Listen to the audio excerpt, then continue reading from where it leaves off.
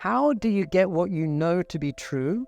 Logically, I know this to be true, but start feeling it. Lots of our sages say the biggest distance in the world is between your head and your heart. We spoke about in the last class. So many times you say to yourself, I really shouldn't do this, and then you do it. I really should do this, and you don't do it. There's a big gap between what we know to be true and what we feel to be true. So we know that we're intrinsically lovable and worthy, but we don't feel that.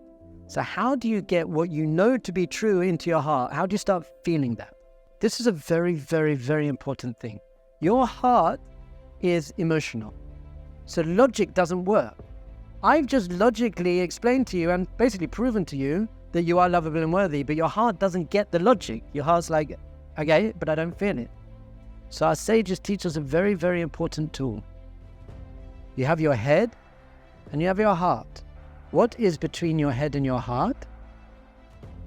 Your mouth. How you speak to yourself is creating your sense of self. Now, usually how you're speaking to yourself is based on your parents and your teachers and things. You got that voice in your head, the critical, negative voice in your head from your upbringing. Your teacher when you were 6 was like, oh, you'll never be successful. And your parents came a bit late to collect you. And your girlfriend split up with you and said he's much bigger and she's much nicer, or whatever it is they were saying. So you've got this voice in your head, which isn't your natural voice in your head. It's been given to you by the negative feedback that you've got over your life. So you're saying to yourself, I'm not good enough. Now, once you keep saying to yourself, I'm not good enough, I don't deserve this, what's wrong with me? That becomes your reality. How you speak to yourself, that becomes your reality. And that's how you start feeling about yourself. It's very, very simple. So in order to switch how you're feeling about yourself, you have to switch what you're saying to yourself. Switch what you're saying to yourself. Just start saying really nice, compassionate, sweet, loving, kind things to yourself.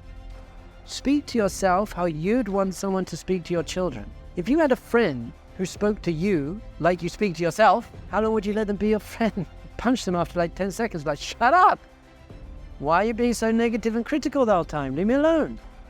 But you're dealing with that voice in your head the whole time. And we're going to speak a lot in the next session about how to deal with the voice in your head. But for now, I'm just going to tell you, don't fight it. Don't fight it. Don't say, well, no, it's not true. Or don't say it's my fault, it's their fault. Don't fight that voice. It's a very strong voice. All you have to do is hear that voice and say, I'm not going to play that soundtrack anymore. Step back. You could go to therapy for many years and say, well, I've got this voice because of my mother when she was 6 and my boyfriend. You could do that for years. I'm not sure how helpful that is. By the way, it's helpful for some people. I'm not saying don't do that. But in general, just to be able to recognize that voice and say, I hear you, but I'm not engaging anymore. And then what we're going to start doing is say nice things to you.